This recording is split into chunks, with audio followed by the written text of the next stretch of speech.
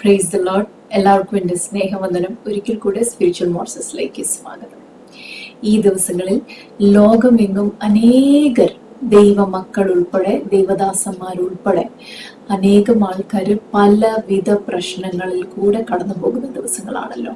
എന്തുകൊണ്ടാണ് ദൈവമക്കൾക്ക് പ്രശ്നങ്ങളിൽ കൂടെ കടന്നു പോകുന്നത്, അല്ലെങ്കിൽ കഷ്ടം സഹിക്കേണ്ടി വരുന്നത്? വചനത്തിൽ നമ്മൾ നോക്കുമ്പോൾ കർത്താവ് ഒരു വ്യക്തിയെ കുറിച്ച് നമ്മളോട് പറയുന്നുണ്ട്. കഷ്ടം സഹിച്ച ഒരു വ്യക്തി. ലൂക്കോസിന്റെ സുവിശേഷം 16-ാം അധ്യായത്തിന്റെ 19 മുതലുള്ള വാക്യങ്ങൾ നമ്മൾ വായിക്കുമ്പോൾ അവിടെ കർത്താവ് ഒരു ധനവാനെ കുറിച്ചും ഒരു ദരിദ്രനെ കുറിച്ചും പറയുന്നുണ്ട്.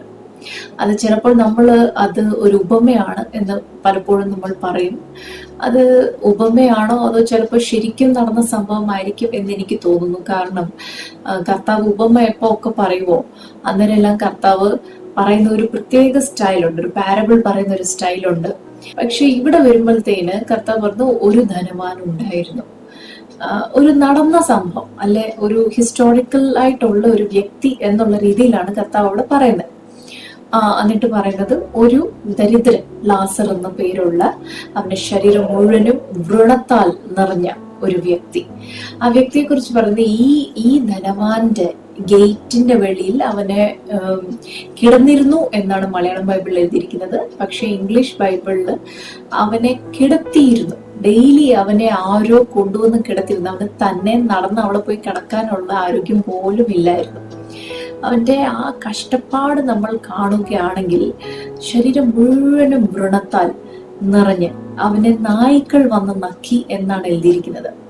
ശരിക്കും ഇതേ ഒരു അവസ്ഥയാണ് നമ്മൾ ഇയ്യോബിന്റെ ജീവിതത്തിലും കാണുന്നത്. ഇയ്യോബിന്റെ ശരീരം മുഴുവൻ ഇതുപോലെ ബോയിൽസ് നിറഞ്ഞ് അവന്റെ ഭാര്യ അവനോട് പറയുന്ന എങ്ങനെയും നീ അങ്ങ് മരിച്ചുകൂടെ എന്ന് പറയുന്ന അത്രയ്ക്ക് കാണാൻ സഹിക്കാൻ വയ്യാത്ത ഒരു സൈറ്റ്.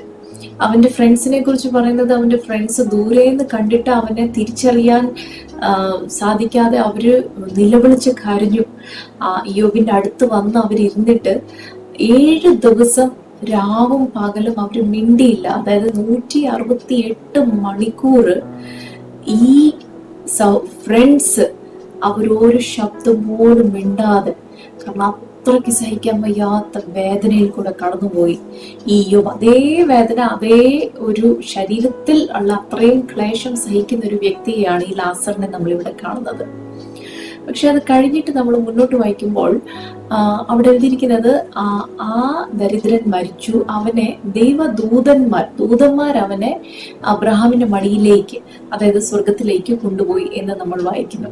നമ്മൾ സങ്കീർത്തനം 34:7 വായിക്കുന്നു, ദൈവം അവന്റെ ഭക്തന്മാരെ കാക്കാൻ വേണ്ടി ദൈവത്തിന്റെ ദൂതന്മാര് the angel of the Lord encamps around those who fear. അവര് പാളയം ഇറങ്ങി, ദൈവത്തിന്റെ ദൂതൻ പാളയം ഇറങ്ങി ഭക്തന്മാരെ കാക്കുന്നു. അതുപോലെ തന്നെ സങ്കീർത്തനം 91:11 വായിക്കുന്നത് the Lord has given angels in charge of you. ദൈവത്തിന്റെ ഭക്തന്മാരെ കാക്കാൻ വേണ്ടി ദൈവം ഏഞ്ചൽസിനോട് കൽപ്പിച്ചാക്കിയിരിക്കുകയാണ്. അപ്പൊ അങ്ങനെ ഏഞ്ചൽസ് പ്രൊട്ടക്ട് ചെയ്യാൻ വേണ്ടി ഉണ്ട്. ആ ഏഞ്ചൽസ് ഇവൻ മരിച്ചപ്പോ ഇവനെ സ്വർഗത്തിലേക്ക് ഉണ്ട്. അപ്പൊ അവൻ ജീവനോടെ ഇരുന്നപ്പോ ഇത്രയും കഷ്ടതയിൽ കൂടെ, ഇവനൊരു ഭക്തനായോണ്ടാണല്ലോ അവനെ സ്വർഗത്തിൽ കൊണ്ടുപോയി. അപ്പൊ ഈ ഒരു ഭക്തനെ കാക്കാനായിട്ട് പാളയം ഇറങ്ങി അവന്റെ ചുറ്റും ഇരിക്കുന്ന ഈ ദൈവ ദൂതന്മാര് എന്തുകൊണ്ട് അവനെ സഹായിച്ചില്ല? എന്തുകൊണ്ട് അവന്റെ ആ അവസ്ഥയ്ക്കൊരു വ്യത്യാസം വരുത്തിയില്ല? ഈ ഒരു കാര്യം എന്നെ വളരെ ചിന്തിപ്പിച്ചു. നമ്മുടെയൊക്കെ ഇടയിൽ ഒരു മിസ്കൺസെപ്ഷൻ, ഒരു ചെറിയ ഒരു തെറ്റിദ്ധാരണയുണ്ട്. എന്തെന്ന് ചോദിച്ചാൽ, ഒരു ദൈവ പൈതൽ, ഒരു ദൈവഭക്തനായിട്ടുള്ള ഒരു വ്യക്തിയുടെ ജീവിതത്തിൽ പ്രശ്നങ്ങളും പ്രയാസങ്ങളും കഷ്ടതകളും വരുമ്പോഴത്തേന് മനുഷ്യർ പറയുന്ന ചില വാക്കുകൾ, എന്നാലും അവന്റെ ജീവിതത്തിൽ എന്തെങ്കിലും ഒരു രഹസ്യ പാപം കാണും, അതുകൊണ്ടല്ലേ ദൈവം ഇത് അനുവദിച്ച, അല്ലേ ഇന്ന് ഇത്രയും ദൈവത്തിന് വേണ്ടി ഭക്തനായിട്ട് നിൽക്കുന്ന ഒരു വ്യക്തിയാണെങ്കിൽ ഇങ്ങനത്തെ ഒരു കഷ്ടപ്പാട് ദൈവം സമ്മതിക്കുമോ? പക്ഷെ ദൈവവചനം നമ്മൾ പഠിച്ചാൽ കർത്താവ് തന്നെ പറയുന്നുണ്ട്, നിങ്ങൾക്ക് ഈ ലോകത്തിൽ കഷ്ടമുണ്ട്, പക്ഷെ നിങ്ങളുടെ സമാധാനത്തിനായിട്ട് ഞാൻ നിങ്ങളോട് ഇത് പറയുന്നു, ഞാൻ ഈ ലോകത്തെ ജയിച്ചിരിക്കുന്നു.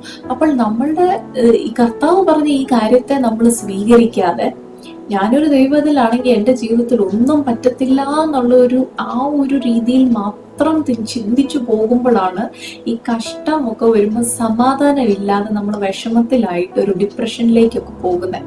പക്ഷെ കർത്താവ് പറയുന്നത് എന്താ? നിങ്ങളുടെ സമാധാനത്തിനായിട്ട് ഞാൻ നിങ്ങളോട് ഇത് നേരത്തെ അങ്ങ് പറയുക. അതുപോലെ തന്നെ യോഹന്നാന്റെ സുവിശേഷം 15-ാം അധ്യായത്തിന്റെ 2-ാം വാക്യത്തിൽ കർത്താവ് പറയുന്നത്, കർത്താവ് മുന്തിരിവള്ളിയും നാം എല്ലാവരും കൊമ്പുകൾ. അപ്പൊ നമ്മളെ കുറിച്ച് പറയുന്നത് അവനിൽ വസിക്കുന്ന കൊമ്പുകൾ, ഫലം കായ്ക്കുന്ന കൊമ്പുകൾ. അപ്പോൾ ആ ഫലം കായ്ക്കുന്ന കൊമ്പുകളെ കുറിച്ച് പറയുന്നത് അവൻ അവരെ ചെത്തും. അനസ്തീഷ്യ തന്നിട്ടല്ല അവിടെ ചെത്തുന്നത്. ചെത്തുമ്പോൾ വേദന എടുക്കും. വേദന എടുക്കാൻ വേണ്ടി തന്നെയാണ് ചെത്തുന്നത്. കാരണം വേദന എടുക്കുമ്പോഴാണ് കൂടുതൽ ഫലം കായ്ക്കുന്നത്. അതെങ്ങനെയാണെന്ന് ചോദിച്ചാൽ റോമാലേഖനം 5-ാം അധ്യായത്തിൽ പൗലോസ് അതിനെ എക്സ്പ്ലെയിൻ ചെയ്യുന്നുണ്ട്. അതിന്റെ 3-4 വാക്യത്തിൽ ഇങ്ങനെയാണ് എഴുതിയിരിക്കുന്നത്, അത് തന്നെയല്ല കഷ്ടത സഹിഷ്ണുതയെയും സഹിഷ്ണുത സിദ്ധതയെയും സിദ്ധത പ്രത്യാശയെയും ഉളവാക്കുന്നു എന്ന് അറിഞ്ഞ് നാം കഷ്ടങ്ങളിലും പ്രശംസിക്കുന്നു. യാക്കോബ് എഴുതിയ ലേഖനം നമ്മൾ വായിച്ചാൽ അത് തുടങ്ങുമ്പോൾ തന്നെ 2-ാം വാക്യത്തിലെ യാക്കോബ് പറയുന്ന ഒരു കാര്യമുണ്ട്, എന്റെ സഹോദരന്മാരെ, നിങ്ങൾ വിവിധ പരീക്ഷകളിൽ അകപ്പെടുമ്പോൾ നിങ്ങളുടെ വിശ്വാസത്തിന്റെ പരിശോധന സ്ഥിരത ഉളവാക്കുന്നു എന്നറിഞ്ഞ് അതു അശേഷം സന്തോഷം എന്ന് എണ്ണുവീൻ. യാക്കോബ് പറയുന്ന പല തരത്തിലുള്ള പ്രശ്നങ്ങൾ, അതേത് ടൈപ്പിലുള്ള, ചിലർക്ക് സാമ്പത്തിക ഞെരുക്കുമോ ശരീരത്തിലെ പ്രശ്നങ്ങളോ ഒന്നുമല്ല, ഇതെല്ലാം അവർക്ക് കാണും. പക്ഷെ അവരെല്ലാവരും ഒറ്റപ്പെടുത്തുന്ന ഒരു അവസ്ഥയായിരിക്കും. കൺസിഡർ ഇറ്റ് പ്യോർ ജോയ്, സന്തോഷിപ്പിൻ എന്നാണ് യാക്കോബ് പറയുന്നത്. നമ്മൾ ചിന്തിക്കുന്ന രീതിയെ കാട്ടി എന്ത് വിപരീതമാണ് ബൈബിൾ നമ്മളെ പഠിപ്പിക്കുന്നത്. അപ്പോൾ എനിക്ക് ചുറ്റും ദൈവത്തിന്റെ ദൂതൻ പാളയം ഇറങ്ങി വസിക്കുന്നുണ്ടെങ്കിലും ഞാൻ എന്തുകൊണ്ട് ഇത്രയും കഷ്ടപ്പാട് സഹിക്കണം, എന്തുകൊണ്ട് ഈ ദൂതന്മാര് ഇതിൽ നിന്ന് എന്നെ രക്ഷിക്കുന്നില്ല എന്ന് ചോദ്യം വരുന്ന ദൈവമക്കളോട് ഞാനൊരു കാര്യം പറയട്ടെ. 1 കൊരിന്ത്യർ 10:13 നമ്മൾ വായിക്കുന്നു, നിങ്ങൾക്ക് കഴിയുന്നതിന് മീതെ സഹിപ്പാൻ അവൻ സമ്മതിക്കത്തില്ല. പ്രോവെർബ്സ് 8:29 നമ്മൾ വായിക്കുന്നു, ദൈവം കടലിനും തിരമാലയ്ക്കും ഒക്കെ ഒരു ലിമിറ്റ് വെച്ചിട്ടുണ്ട്. നീ ഇവിടം വരെ വന്നാൽ മതി, ഇതിനിപ്പുറത്തോട്ട് നീ വരല്ലോ എന്നൊരു ബൗണ്ടറി വെച്ചിട്ടുണ്ട്. അതുപോലാണ് നമ്മളുടെ ജീവിതത്തിലെ കഷ്ടതയെ കുറിച്ച് ദൈവം പ്ലാൻ ചെയ്ത് വെച്ചിരിക്കുന്നത്. 2 കൊരിന്ത്യർ 12-ാം അധ്യായത്തിൽ പൗലോസ് പറയുന്നത്, ഞാൻ 3 പ്രാവശ്യം ഞാൻ ദൈവത്തോട് പറഞ്ഞു ഈ ശൂലം എന്റെ ശരീരത്തിൽ നിന്നും എടുത്തു മാറ്റാൻ. കർത്താവ് പറഞ്ഞത് എന്താ? എന്റെ കൃപ നിനക്ക് മതി. നീ നെഗളച്ചു പോകാതിരിക്കാൻ വേണ്ടി ആ തോൺ ഇൻ ദ ഫ്ലഷ് അത് അവിടെ ഇരുന്നോട്ടെ. ഈ സ്വർണം പ്യൂരിഫൈ ചെയ്യുന്ന ആൾ തീയിന്റെ ആ ഇന്റൻസിറ്റി കൂട്ടി കൂട്ടി കൂട്ടി ഈ സ്വർണം ഉരുകി ഉരുകി ഉരുകി സ്വന്തം ഫേസ് കാണുന്നിടം വരെ അവന് ആ സ്വർണത്തെ പ്യൂരിഫൈ ചെയ്യും. നമ്മളിൽ ചിലരെ ദൈവം നോക്കുമ്പോൾ അവന്റെ ഫേസ് കാണത്തക്ക രീതിയിൽ അവൻ പ്യൂരിഫൈ ചെയ്യും. അതിനായിട്ട് ചിലപ്പോൾ തീയിന്റെ ആ ഇന്റൻസിറ്റി കൂട്ടും, വേദന കൂടും. പക്ഷെ നമ്മളെ മറ്റുള്ളവർ നോക്കുമ്പോൾ ക്രിസ്തുവിനെ കാണാൻ ഇടയാകും. ദൈവമക്കളെ, ഒരു ദൈവഭക്തന്റെ ജീവിതത്തിൽ പ്രശ്നങ്ങളും കഷ്ടപ്പാടും ഒക്കെ കാണുമ്പോൾ അവൻ പാപം ചെയ്തിട്ടുണ്ടോ എന്നൊന്നും ചിന്തിക്കേണ്ട കാര്യമില്ല. നമ്മൾക്കാർക്കും ഇല്ലാത്തൊരു ദൈവകൃപ ദൈവം അവന് കൊടുത്തിട്ടുണ്ട് എന്ന് മാത്രം ചിന്തിച്ചാൽ മതി. നമ്മൾക്ക് മറ്റുള്ളവർക്ക് വേണ്ടി പ്രാർത്ഥിക്കുകയും അന്യോന്യം വരുന്ന ദിവസങ്ങളിൽ കംഫർട്ട് ചെയ്യുകയും താങ്ങുകയും ചെയ്യാം. ദൈവകൃപയിൽ ആശ്രയിച്ച് ജീവിക്കുവാൻ ഉള്ള കൃപ ദൈവം നമ്മൾക്ക് ഓരോരുത്തർക്ക് തരട്ടെ. God bless you.